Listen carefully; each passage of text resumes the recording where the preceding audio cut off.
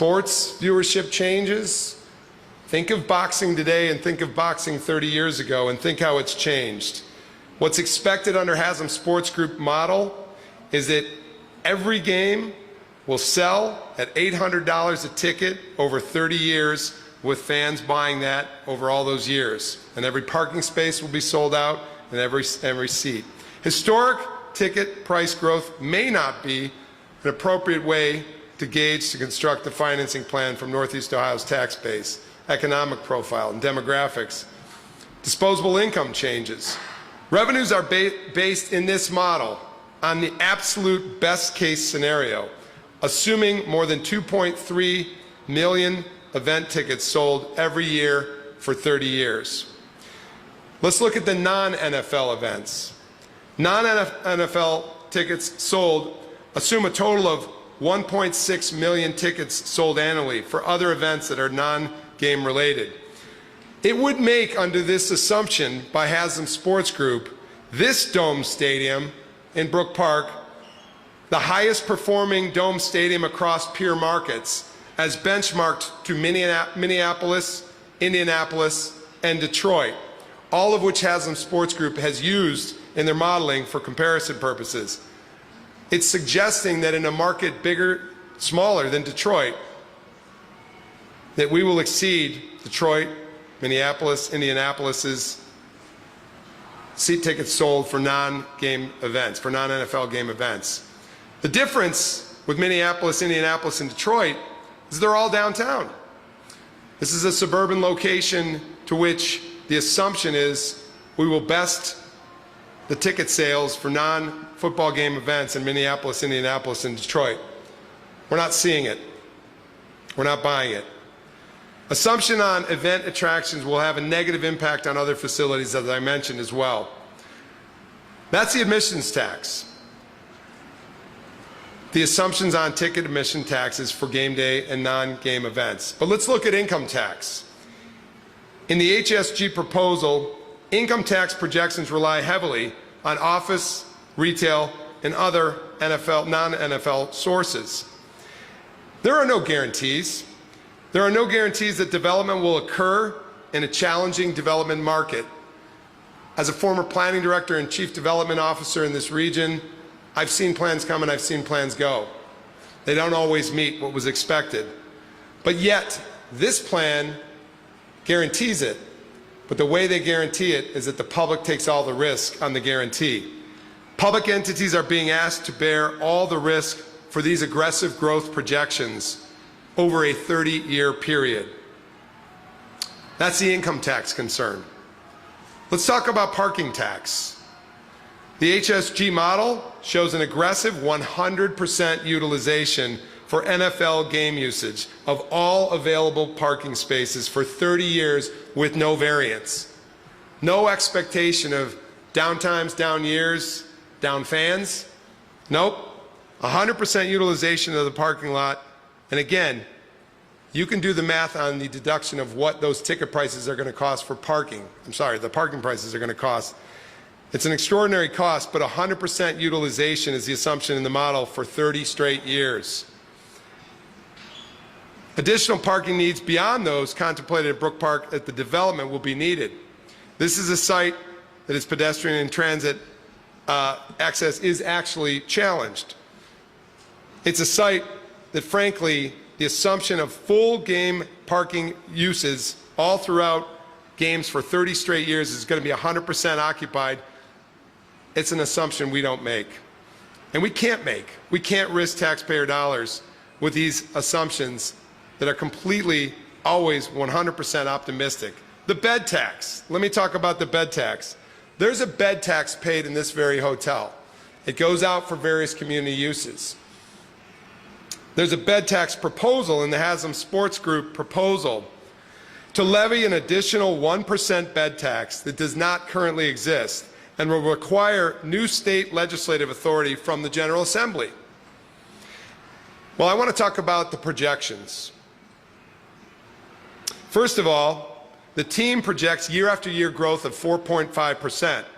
The county, using historic and current data, projects something less than half of that, at 2% growth year after year. Their tax collections that they propose, and again, this is the source that will back the bonds, one of the sources that will back the bonds, the total nominal team total tax collections projected from the years 2026 to 2025 is $375.5 million. The county projected number is $265.6 million. The projections have a wide variance. So you can hear a theme. The overly optimistic projections on the financial modeling put this county in risk. And by the way, let's talk hotel tax a little more. Hotel taxes in this region are already amongst the highest in the country. And additional increases could reduce the competitiveness of the very events we're trying to attract, conventions and other things. The HSG Brook Park model assumes that the Browns would receive 100% of the new county bed tax revenue, notwithstanding other needs. We use those bed tax receipts to service visitor infrastructure like we stand in next door over at the Huntington Convention Center. They could be used for other visitor-related amenities like transit. But this model assumes a 1% increase in an already stretched market because we are already in bed tax at a place that puts us above most of the cities in our country. But yet it wants to take another percent for a single site and channel it all to that single site. We question that assumption. Let's talk about the car rental tax. Once again, the car rental taxes in this region are already amongst the highest in the country. And the authority, because these are municipal car rental taxes levied, not county, the authority does not exist for the county to levy the tax. It will require a new state legislative authority from the General Assembly. There's no mechanism currently to levy, to distribute, and collect the tax. Significant opposition is expected from rental car businesses that are being doubly taxed by municipalities if we add another tax to it. But here's an important point about car rental tax, my fellow Cuyahoggans. You are the majority user of the car rentals in this county. The majority of cars rented in Cuyahoga County are rented by Cuyahoga County residents, not visitors. So that car rental tax is a tax on Cuyahoga County residents.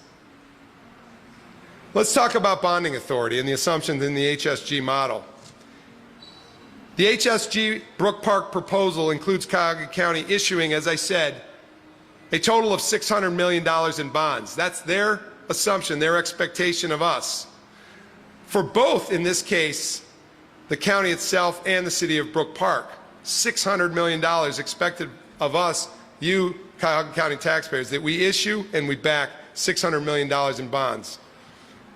HSD is asking the county to assume the risk of paying back those bonds. And should the revenues not meet the projections, we know what happens. Things go belly up, downgrade in rating.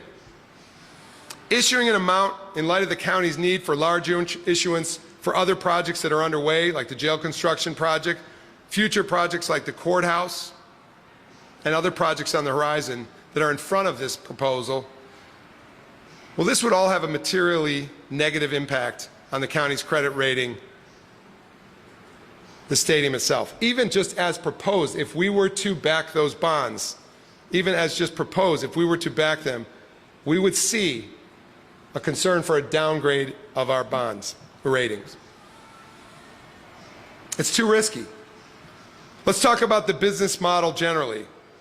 The proposal does not include any clear delineation of responsibilities for capital repairs.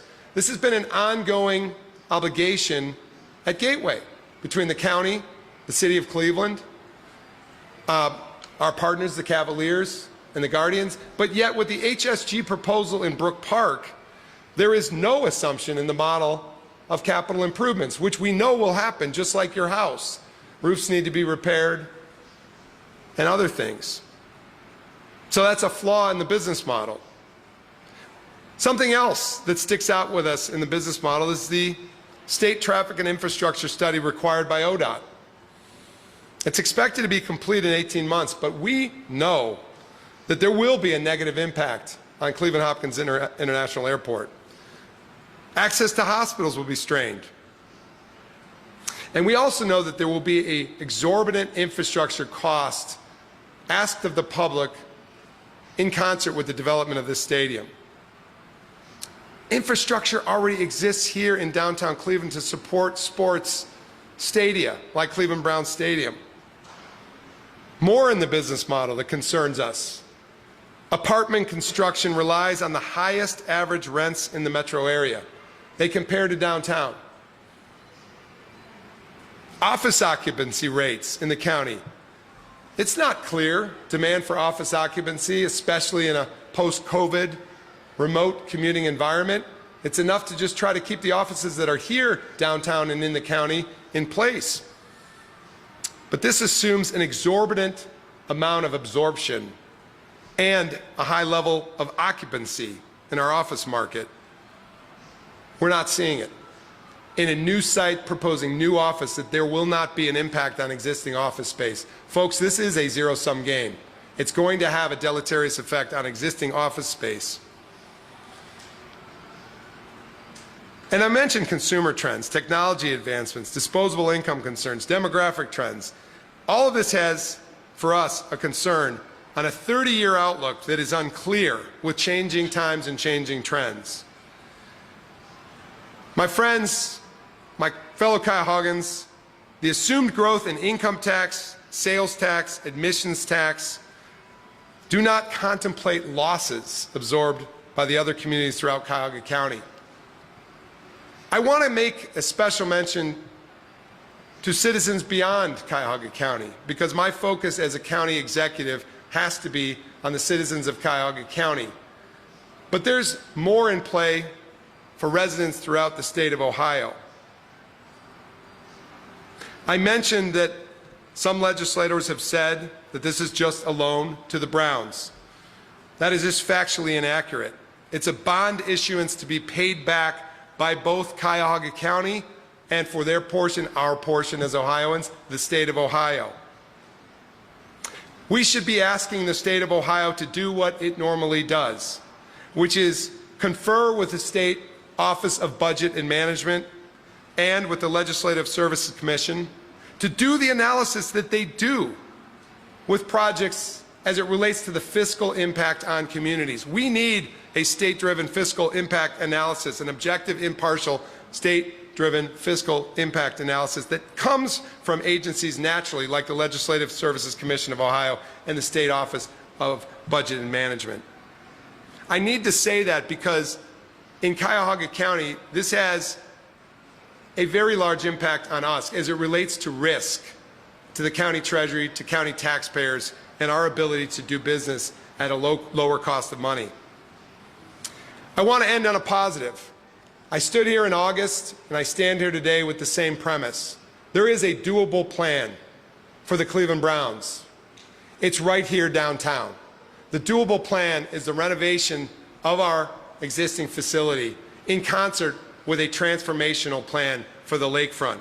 This was first proposed by the Cleveland Browns. I encourage the Cleveland Browns to share with you, the public, their plans, which I have seen, the renderings of an extraordinary facility renovated in concert with the transformation of the Cleveland lakefront. So there is a way to see a far-reaching future for the Cleveland Browns in our region. This has never been Brook Park versus Cleveland. This has never been Cleveland versus Brook Park. This has always been about everybody's downtown, whether you live in Brook Park, Cleveland, or any other suburb throughout Cuyahoga County. But as it relates to doability and as it relates to the issue of risk, the doable plan is downtown, roughly half the cost of the Brook Park expectation. And that expectation is 50% public expectation. The Brook Park plan is too risky. That's why I'm here today, to share with you transparently the analysis of our fiscal team. And we stand on what we've analyzed, and we encourage the state of Ohio to take another look at their analysis and to engage the Legislative Services Commission and the Office of Budget and Management to take a look for Ohioans how this really looks. It's risky here in Cuyahoga County and beyond. Let's do the doable. Let's do the downtown plan. Thank you very much. I can take questions.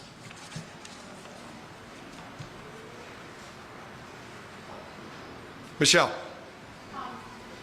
So last week at an Ohio House Committee, General Counsel talked about this upfront cash payment that they would make to kind of buffer the state. Have they offered to do anything similar for Cuyahoga County? No such thing. Question has to do with an offering to the state to create initial upfront dollars from Haslam Sports Group. Explain it again with the mic, if you will.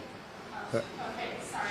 So I was asking, the Browns last week said that they would provide an upfront cash payment to the state to cushion that would provide extra confidence to the debt service. And no such cushion has been offered to the county as it relates to our portion of this deal. Kim. In the most recent filing by the Brown by HSG, Mm-hmm. page 21, there was a statement that a stadium in Brook Park situated just off the highway would require less than $100 million in infrastructure investment. Kind of the first one had a number put to it. I'm wondering if there's any comment to that. That's a little high. We've heard Well, this number before. less than 100 million is more than the 58 million that they've put forth as the number of infrastructure. So we've projected that that number will go north of 58 million, and it sounds like they might be agreeing. Anything you'd like to say about the Browns' comments about a lack of development on the lakefront so far in the back and forth on the stadium? I met with the Browns 3 weeks ago, and I shared with them work that we had done in concert with the North Coast Waterfront Development Corporation and the City of Cleveland staff. I met with them with a plan that laid out 100 acres of developable space right here on the harbor front. Areas north of the stadium itself, roughly 25 acres. To the east, places like municipal parking lot, and to the west, parcels that are just around this building that are potentially developable in the future. We show them a 100-acre development opportunity. What was the response to that? They moved on. They moved on. Chris, do you think that the county is a necessary part of the Brook Park financing plan? If you say no, do they have no other option, or do you think they can just go around in some other way? Haslam Sports Group has said one of three scenarios. One, the renovation transformation of downtown with the county. Two, Brook Park, the Dome Stadium, with the county's participation. Three, the Brook Park Dome Stadium without the county's participation. That's the choice set that they've laid out in front of me. And again, back to the question just prior, Nick, I'll come back if you want. We have said it's not like we don't want to see a vibrant next generation of Cleveland Browns in our region. We do. But what we see doable is downtown, and we see doable is development around the stadium. And we see all of that for half the cost that they're proposing out in Brook Park. So I have said to them, we may participate with the public's concurrence on something downtown. But in Brook Park, for all the reasons I outlined today, it's too risky for the county to participate in. Well, the other side of that is, who is this message today really for? Is this for state lawmakers to tell them, don't take the Browns deal? The message today, my hope is that our Cuyahoga County citizens hear our rationale through you that this is too risky for public dollars, for their taxpaying dollars, to use their dollars in this way. $600 million in a model that is risky as it relates to the ability to actually service the debt. So my first audience today is Cuyahoggans. But yes, another audience for us is the state of Ohio lawmakers. I think they need to take another look at the expectations upon them on behalf of Ohio taxpayers. It's risky for us as the county, and it's risky for the state of Ohio as it represents the 10+ million people of the state of Ohio. If I were in Dayton, if I were in Cincinnati, If I were in Columbus, if I were in Youngstown, if I were in Toledo, I'd be wondering about this plan in Cleveland and its risk to my taxpaying dollars to the state of Ohio. I'm curious, you mentioned that there are assumptions, they're projecting that there are going to be 100% of people at these games or these events. What do you think a more accurate number would be? Would it be an 80% attendance rate or something like that? Do you even have enough? Well, you know, I've worked in development space for a number of years now, decades, and we always scenario plan. We scenario plan best case scenario, worst case scenario, and something in between. They've shown nothing of that. They've shown nothing of scenario planning. They've only showed the optimistic, top of the line. It's absolutely going to be 100% occupied all the time. Every parking spot is going to be occupied every game, and every resident unit that we say is going to cost commensurate with downtown rents, and every retail space is additive to what's already out there in the region. We're not buying it. We're not buying it. We think a lot of this is zero-sum game with existing space, and trends change over a 30-year trend line. Again, I bring up boxing just as one example. It's definitely changed in terms of the number of seats in the house on any given night of a boxing match from where it was 30 years ago. Mark.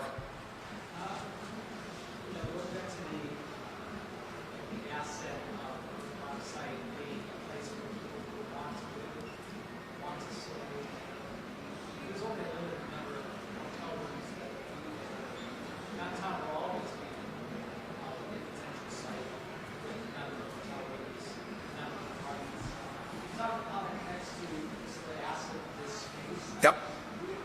This space that we have, we can't replicate that. It's a formal, Right. site. Right. This was planned as a entertainment district, a convention district. We're in the convention district, and you know the arena, a few doors down, obviously Progressive Field next door, the Gateway Complex, and the stadium. The beauty of this is that we have 3 professional sports facilities within walking distance of one another. And there's no doubt synergy that's created between these facilities. Look at what Detroit has done. They found a path back downtown with the Pistons and the Lions joining the Red Wings downtown. They've got 3 major sports facilities downtown. Indianapolis and Minneapolis that are the benchmarks for Haslam Sports Group's numbers on the Dome out in Brook Park. They're all downtown. People value an interesting place to walk around, and there's a synergy with hotels like this, restaurants and retailers in the marketplace of downtown.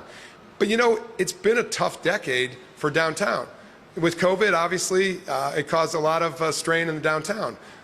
Remote commuting that became a norm after COVID has caused a strain downtown. So we need to make every move possible to do the right thing every time. And doing the right thing is supporting the infrastructure that the public has built with their tax dollars. And you know what? It's interesting to see that last quarter sales tax was down. That means that this public is hurting. This public is hurting in Cuyahoga County. To ask us to back $600 million in a risky venture, to me, has always been a bridge too far. But the bed tax is up, which means that we are punching above our weight, bringing events like March Madness to Cleveland without a dome stadium. March Madness is in Cleveland this week. We are punching above our weight over and over again. You name it. The Pan Am Games, the upcoming Urban League Conference of Cleveland, our pitch for the Special Olympics, what we saw with the NCAA Women's Final Four last year. We're always bringing people to a place because they value the visitor experience. Site selectors, convention site selectors, sports site selectors, they come here before the fans come for the actual event, and they explore and they study what a place is all about. We've got a walkable downtown with 3 major sports facilities within walking distance. Let's keep it that way. 2 more questions. If the state does move forward, then putting $600 million in bonds in the budget, what sort of position does that put you in being able to move the line? Yes, going back to the 3 options that the Haslam Sports Groups have presented to us. A downtown transformational renovation with the county's support, Brook Park with the county's support as a dome stadium, or Brook Park Dome Stadium without the county's support. It is a situation I don't even want to see us see. I want us to go back to the basics of building what we can build with the treasury that we have and the partnership that we could build that we've already put together in the infrastructure downtown. So if the state decides on our behalf to fully vest in what was proposed by the House, if the Senate does the same, that's their business. But it is our business. And so yes, part of the message today is also to the state of Ohio is think about that. Think about it, because it's the same risk that you're putting state taxpayers in Ohio to as we are here in Cuyahoga County. And I'm just not going to put taxpayers in Cuyahoga County under that level of risk. So if the Haslam Sports Group decides to build a dome stadium in Brook Park without county tax dollars, I still think it's a mistake. I still think it's a mistake. But at least we have held the line on not putting our taxpayers at risk. One more question. You mentioned the competition that this would create, trying to create another version of downtown in Brook Park. I'm curious, have you heard from maybe the Cavs, the Guardians, about this potential move and what that means for competition like March Madness this weekend, trying to have that in Brook Park? I can't speak for the Cleveland Cavaliers or the Cleveland Guardians, but we work a lot with the Cleveland Cavaliers and the Cleveland Guardians. And the synergies that they create in downtown are extraordinary. You know, the Rock Hall as well, just downtown. You know, these events play off of one another, and there's nothing more exciting. I know there's an occasional traffic on 9th Street when we have a ball game next to a ball game. But there's nothing more exciting than having a Guards and a Cavs game going on at the same time, or add in a Browns game. That's the vitality of a city that makes this place really the busy, vital place that it is. And we want to keep it that way. So to answer your question, I think you would have to ask the Cleveland Cavaliers and the Guardians for their take on all of this. Our analysis that includes, because we do have a partnership with the Cleveland Cavaliers and the Cleveland Guardians, because we do have an ownership stake on behalf of the public in Rocket Fieldhouse, our analysis is that it would hurt them.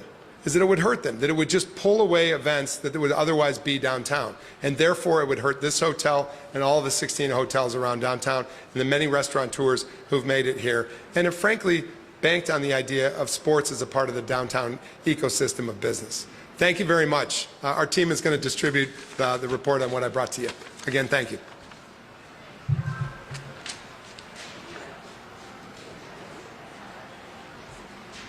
Thank you for coming. This concludes today's news conference. Jennifer and I have handouts that outline everything that the executive just